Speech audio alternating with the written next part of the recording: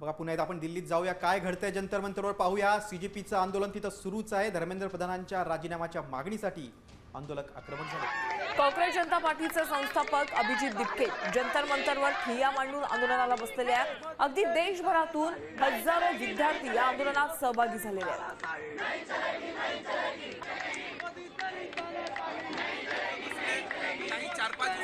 आपण थेट जाऊया, आमचे प्रतिनिधी माधव सावरगावे जंतर मंतरवर आहेत। आपण थेट त्यांच्याशी बोलूया। माधव, आपण बघतोय की गेले 2 दिवस दिल्ली तापली आहे, मात्र विद्यार्थी मागे हटले नाहीयेत। काय सद्यस्थिती आहे?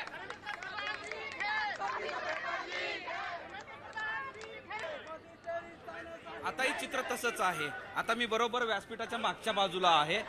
ही इकडची जी दिशा आहे मागच्या बाजूचं, त्या ठिकाणी प्रचंड गर्दी आहे आणि प्रत्येकाला त्या समोरच्या बाजूला जाऊन थांबावं असं वाटतं।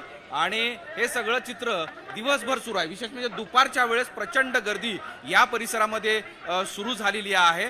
देशभरातल्या वेगवेगळ्या राज्यातले तरुण मुलं इथे येत आहेत। इतकंच नाही तर वेगवेगळ्या पक्षाचे प्रमुख, म्हणजे आता डी राजा येऊन गेले कम्युनिस्ट पार्टी ऑफ इंडियाचे, त्याचबरोबर कनिमोळी डीएमकेच्या येऊन गेल्या।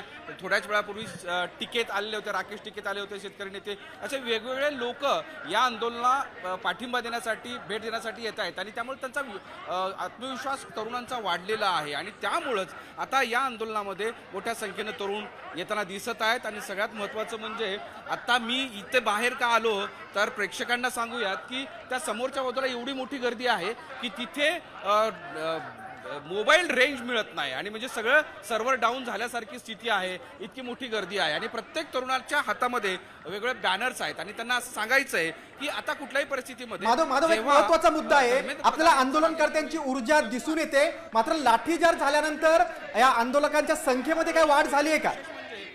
या आंदोलनासोबतच राज्यामध्ये, आपल्या राज्यामध्ये सुद्धा अनेक ठिकाणी अशीच वेगवेगळी आंदोलन होत आहेत आणि त्यामुळं